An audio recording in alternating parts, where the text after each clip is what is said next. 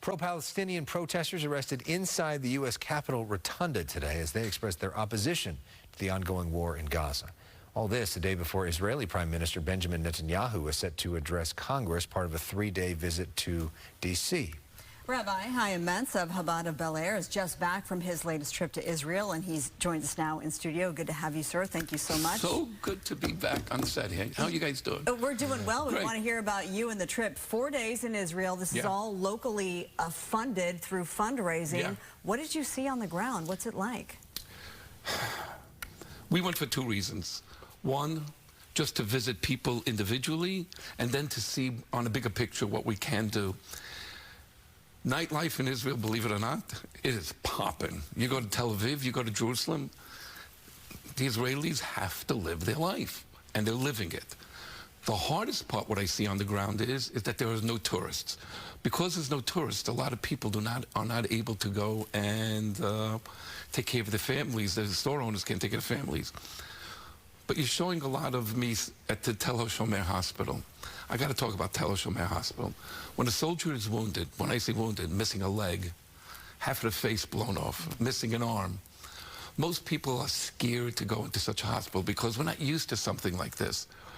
When you walk into Tel HaShomer Hospital, right there in the lobby, usually like you go to see the Sinai, it's nice and pristine, all the patients are up in their room hiding. No, at Tel HaShomer Hospital, they're right there at the beginning.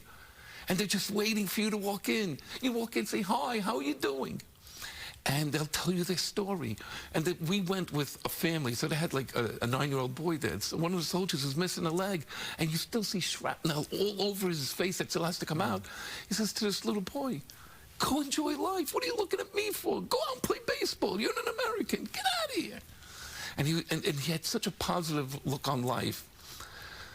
We went to widows. This is a hard thing. Widows is another hard thing because they're the forgotten ones. I'll tell you why.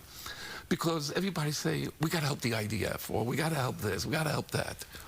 What about the widows? We made a dinner for them. And before I went there, I said to some social workers, find widows and just say we're having a beautiful party for them. That's this video that we're seeing here with the tape. Yeah, with the tape. Yeah, we're singing and everything. You don't see a lot of them because a lot of them, for whatever reason, they didn't want their pictures out there.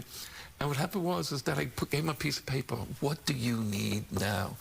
One person goes and says, my car is broken. I have an infant. I can't take it to the doctor. I have another one. My son is 4 years old. They need braces. Everybody's in need. They're hurting. And we gave each one of them over 5,000 shek, which is almost $1,500 of American dollars. And they were bawling. You came here to give me this? And I go, yeah. Yeah. I mean, there's so much heartache and pain there, but there's a lot of people that'll be listening to that the Israelis are out having a good time on a Friday night and partying, and they'll say, what's happening in Gaza? It's hard to be celebrating there. And you think of all the young kids and other innocent people that have lost their lives or now in hospitals too. What are you thinking about in terms of them, ways to help them? Well, let's talk about how one of the things that we've been buying for many of the soldiers is a little drone. So when they go into a house, they don't just go.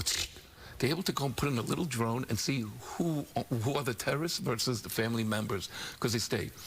Yes, there are a lot of people that have been killed, but that's war. We didn't ask for this war, so you go and ask, well, what do we tell the people that died there? Well, what do you tell to the Ukrainians that died? What do you tell to the Russians that died? What do you tell to the Americans that died during war? This is war, but it wasn't a war that Israel wanted. And this war could have been over in 2 weeks. But all the handcuffs that are on the Israelis, you got to fight like this, you can't do it like this, it has to be like this. No war can be fought that way.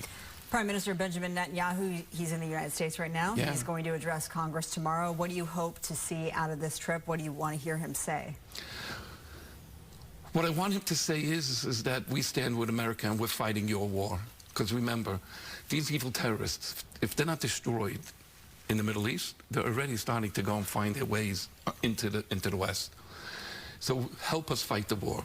What I really would love to see is I would love to see whichever, Biden is stepping out, but Kamala Harris, I would love to go and say, she doesn't want to go and sit in the Congress. Have a meeting. You may be the next president of the United States. This is your biggest ally. She is planning to meet with him. She's not going to be at Congress, but she's planning to meet with him. But that's what I would like, because you got to realize something. It's not about Michigan. It's not about always votes. America and Israel are fighting terrorism. Yeah. And it's right now on the Israeli turf.